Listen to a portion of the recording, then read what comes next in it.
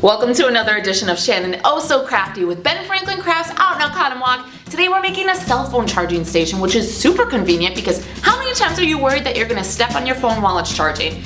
I'm definitely one of those people. Not anymore. You can put your phone in there, hang this on the charger, boom. Super easy. It only took me about 45 minutes to make. I'm going to show you how to make one too. So let's get started.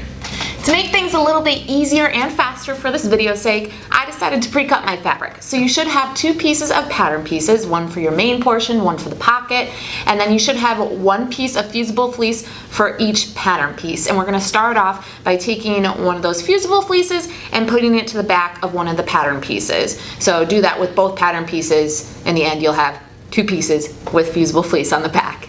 Now that we've got our fabric all cut out and you have the fusible fleece on the back, take your two pocket pieces, put them right sides together, and then we're going to sew a 1/4 inch seam along that longer side. That was 7 inches. Okay, now we're going to take it and fold it out, and then we're going to press along the seam.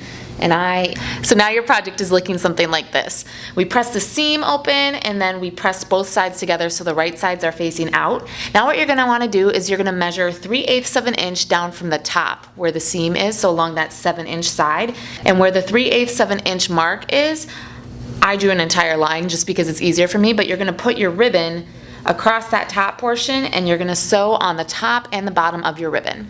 So now that we have the ribbon on our project, it's stitched on top and bottom, we're going to make a bow with the rest of our ribbon. Just a simple bow, and then we're going to hand sew it on.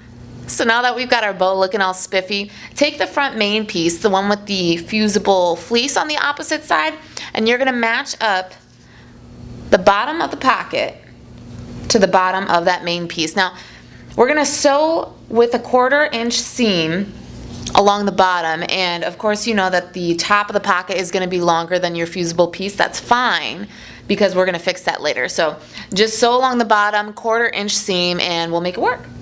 Now that we have our pieces sewn together, we're going to round out the edges, and after you round out the edges, you're going to take your pom-pom trim, line it up, and then we're going to sew at 3/8 of an inch seam allowance. But make sure that your pom-poms are facing in because we're eventually going to flip the pieces out. If that doesn't make sense right now, it will when I show you.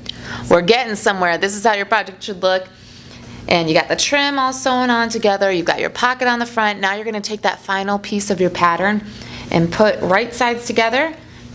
You're going to sew along the outside, and you're going to leave like a little 2-inch hole so that way we have enough room to kind of flip it inside out. Now that it's all sewn together, you're going to want to go to that hole that you left, and you're going to try and pull your entire project through.